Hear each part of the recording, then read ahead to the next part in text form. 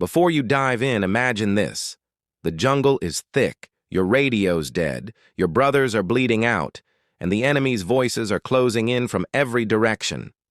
If you're an American or British patriot who loves true grit, sacrifice, and battlefield courage, this story will grab your chest and never let go. And if you want more stories of hidden warriors, untold missions, and soldiers who refuse to quit when outnumbered 100 to 1, then hit subscribe right now, because missing this tale would be like leaving a teammate behind. The night air was damp with the smell of cordite and wet soil as the SEAL platoon crouched inside the ruin of a collapsed mud brick house on the edge of the valley.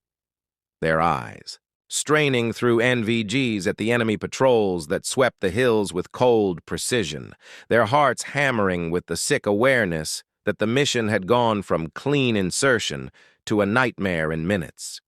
They had been tasked with exfiltrating a captured CIA officer, but the intel had been wrong. The house where he was held turned out to be a decoy, and within seconds of breaching it, they found themselves drowning in gunfire from rooftops and ridgelines where dozens of insurgents poured lead into the street, forcing them to dive for cover as two Humvees erupted into flames, and now, outnumbered 20 to 1, cut off from their comms after a jammer took down their SAT link, they pressed. Together with ammo belts unraveling, grenades counted in whispers, and the grim knowledge that sunrise would expose them completely. Chief Donovan, a broad-shouldered veteran of Fallujah with scarred hands and the calm voice of a man who had buried too many friends, told them to hold their fire until they could see shadows move within range, because the enemy wanted them to. Panic, to waste bullets into the darkness, but every SEAL there could feel the slow tightening of the noose, and when Petty Officer Kane whispered that he heard movement in the rear alley, they almost broke cover, but Donovan's hand froze them, and then came the sound that none of them could mistake. The clack of a sniper's bolt sliding shut somewhere in the far hills. Not enemy, but something else. Something that made the insurgents' advance falter for the first time, as if they, too, felt the hunter's eyes in the dark. And though no one could see him yet, the first sharp crack split the night, dropping a hostile commander before he even gave the order to rush. And the SEALs traded glances in silence, realizing a ghost had entered the fight on their side. A ghost they didn't call for but desperately needed, and suddenly, the battle that seemed unwinnable had twisted into a new kind of deadly gamble. The firefight didn't let up. It only thickened like a storm that refused to blow past, bullets stitching the walls, dirt spitting up in violent sprays, enemy voices screaming in languages the SEALs understood only through tone, rage, bloodlust, confidence that the Americans were cornered and would be buried before dawn. And inside that crumbling shelter, the SEALs fought like wolves with their backs against a cliff, cycling through magazines, dragging the wounded deeper into cover, rationing their ammo with grim mathematics that never added up, because for every enemy they dropped, 3 more shadows crept from the tree line, muzzle flashes sparking like fireflies gone rabid. Kane had taken a round through the shoulder but refused to stop firing. Barrett had lost his radio operator and now barked out hand signals in the dark, and Donovan crouched by the breach in the rear wall, weighing whether to risk a breakout through the orchard that lay beyond. But he knew the terrain, flat, open, no cover for 200 yards, a suicide sprint under night scopes, and yet staying meant being bled dry one clip at a time. Then the second shot came, distant but precise, carving an enemy machine gunner off the ridge before he could unleash his belt, and it was like lightning cracking across a black sky, their hidden guardian striking again, because suddenly the Bob B. Enemy formation faltered, confused, trying to locate the phantom sniper, spraying wildly into the hills.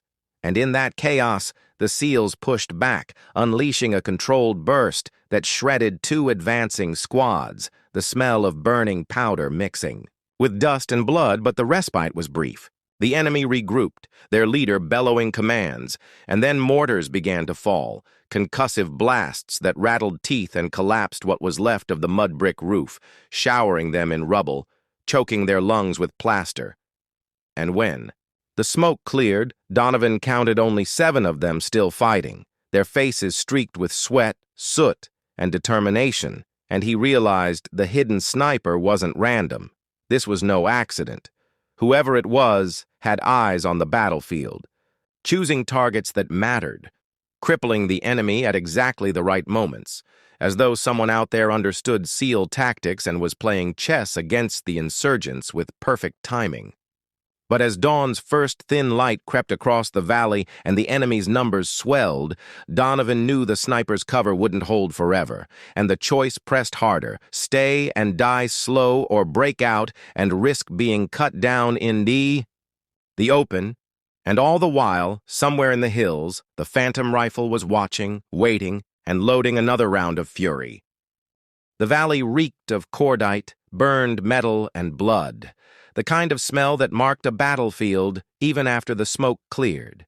And as the SEALs crouched behind what little cover remained, battered, deafened, and down to their last mags, Donovan's mind raced not with fear, but with suspicion. Because the insurgents were too coordinated, too relentless, their movements synchronized like soldiers trained by someone who understood American tactics inside and out, and then it hit him.